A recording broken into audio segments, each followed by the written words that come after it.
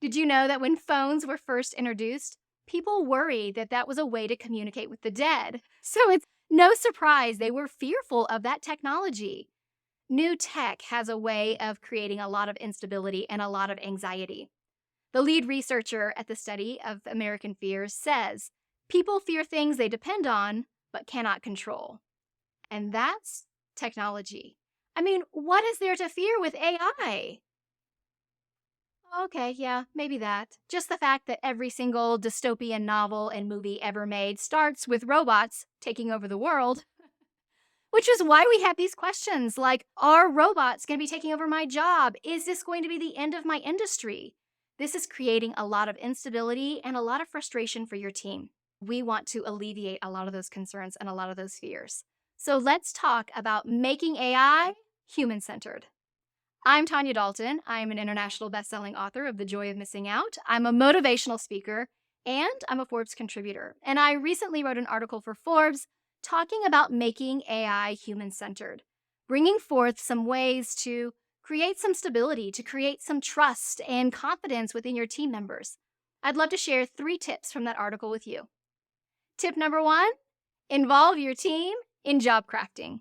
Strong leadership requires good communication. And right now, it might feel hard to communicate how the company is going to be evolving because there's a lot of uncertainty. The technology is shifting and changing every single day with new platforms bursting onto the scenes on a daily basis. So it's no surprise if you feel like you're not sure how to communicate it. But here's the thing.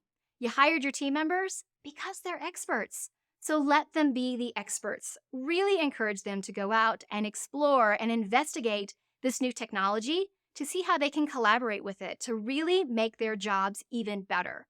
And then, as it starts to evolve and change, include them in the job crafting, making sure that they have a say in how their responsibilities and their job description evolves and changes. That doesn't all need to land on your plate. Bringing them into the conversation builds autonomy, but it also builds trust, motivation, and it builds up a lot of that confidence for your team members. And it makes it so that you're not the one doing everything, which can be exhausting as a leader. Tip number 2, incorporate the human spark. AI is never going to replace humans. AI is here to augment how humans work.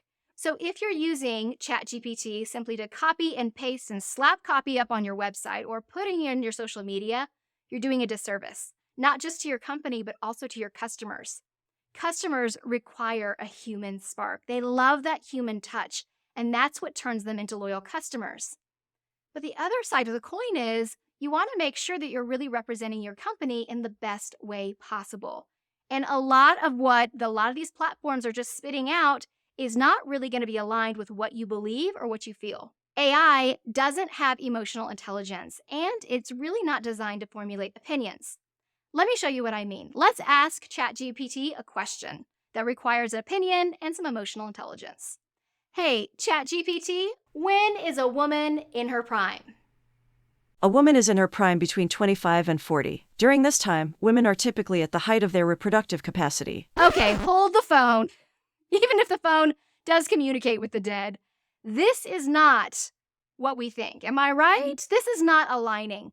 So we want to make sure that whenever we are working with AI, we have a human there to collaborate, to make sure that it really fits what you and your company want to stand for.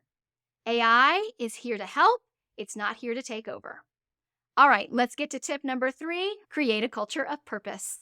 It's one of my favorite tips, and this is one of the things I talk about all the time when I'm on stage, is we want to create meaning for our team members. Burnout is not caused by overwork. It's caused by not finding meaning in our work. And right now is an ideal time to create that culture of purpose for your team members, to connect the dots between what they do and what you stand for as a company and bringing those together. Because a lot of what our team members are spending time doing, and you are spending your time doing, is the button pushing tasks. The tasks are well below your pay grade and really aren't allowing you to operate at your highest level in your zone of genius. Now, if you're not familiar with the zone of genius, let's just review it really quickly. You see, we all have unique gifts and passions, you and your team members. But the problem is a lot of times we spend our days doing tasks that are in our zone of incompetence, tasks that we don't really feel like we're good at, and they cause a lot of frustration. Zone of incompetence for me is trying to get the paper jam out of the printer. Even spending time in our zone of competence is not really a good use of our time. These are tasks that you're okay at, but they're not really the tasks you want to do. And truthfully, others can do them better. AI is perfect for coming in and taking care of a lot of these two zones because it can take care of a lot of those mundane tasks, a lot of those repetitive tasks. So that way your team can spend more time in the top two zones. We have our zone of excellence, which are tasks that we're good at, not the ones we're most passionate about, but hey, these are ones we're really damn good at. And our zone of genius. These are ones you excel in. These are tasks that you absolutely love. And quite frankly, this is where we want our team members to spend their days as well. AI is amazing at allowing us to spend our days in those top two zones. Let's get rid of a lot of those button-pushing tasks and allow our team members to step into being the experts you hired them to be.